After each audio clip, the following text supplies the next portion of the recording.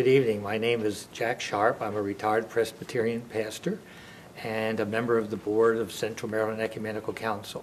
I'm honored to have been chosen today to introduce to you and to have the chance to interview Reverend Dr. Marion Bascom, a retired pastor of Douglas Memorial Community Church for some 46 years. I was thrilled to come to Baltimore because I had almost the immediate privilege of meeting Mrs. Lily Jackson, who was the Madam Charge d'Affaires of the Baltimore branch of the National Association for the Advancement of Colored People. I suspect that she excited in me much of what lay dormant in me about civil rights. Oh. It usually takes someone sort of to touch you like that. She stirred me deeply, and I never will forget a little incident. Clarence Mitchell, who became the senator, first senator, was smoking one Sunday, and I saw him smoking. Those were the days when boys didn't smoke. And I called Miss Lily and gave her the lowdown about Clarence. And to this very day, Clarence and I laugh about the fact that his grandma gave him a good laying out when she heard that he'd been smoking, and particularly on Sunday. I imagine some of the first days when we were marching to get into the lyric.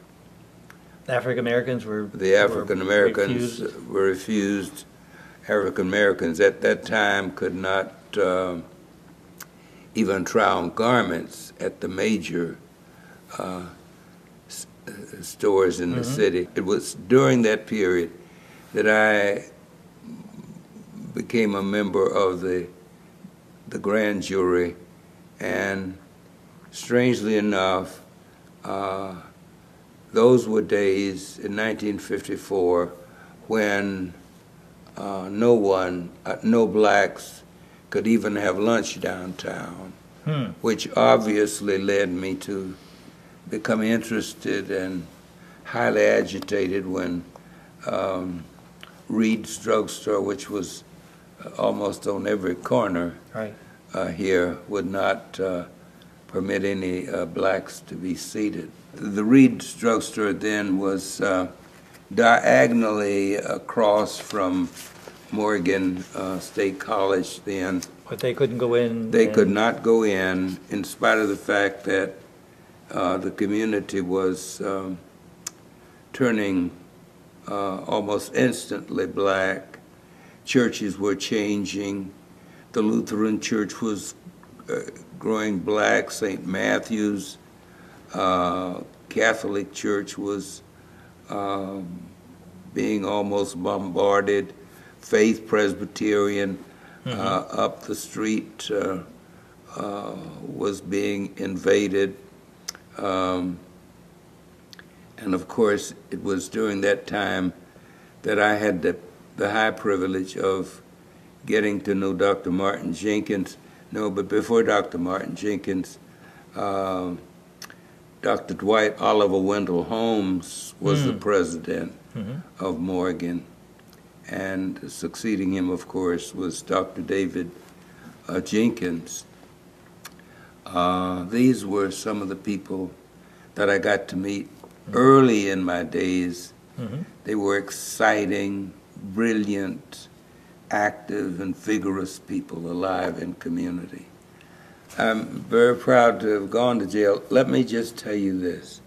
If there's any statement that I have ever made during my ministry that is still bright and alive in my mind was the afternoon we were going to Gwen Oak.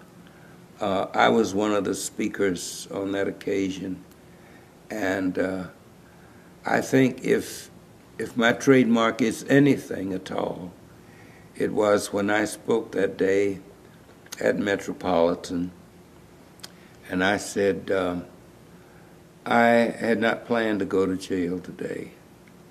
I promised my wife that I would not go to jail today. I promised my children I would not go to jail today. But since I have come here, and this, I think, is Friday, if I am absent from my pulpit on Sunday, it will probably be, in my opinion, the most lucid and beautiful statement I'll ever make in my whole ministry.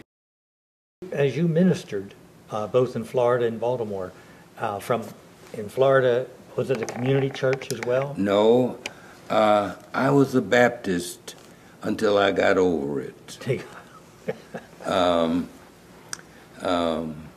Douglas Memorial is a non-denominational church as far as it goes. But you've reached out ecumenically throughout your whole ministry. My whole ministry has been one that is, to me, God, the dynamic determinant, the existential medium, whatever you plan to name God, God is bigger than the little definitions that we place around him, her. Oh, yeah. And I am very conscious of that.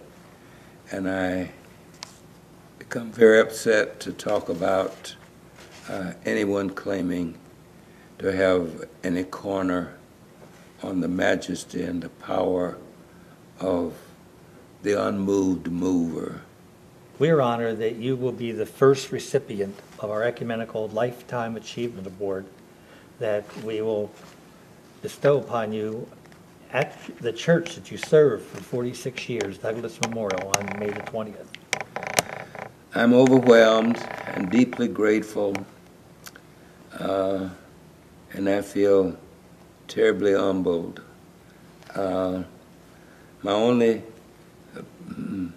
problem is that I've not done half enough of probably what I could have done. And in the words of Mordecai Johnson, who was president of Howard University, after he had preached for an hour and a half, he would say, "Now I have only given you the introduction to what is on my mind."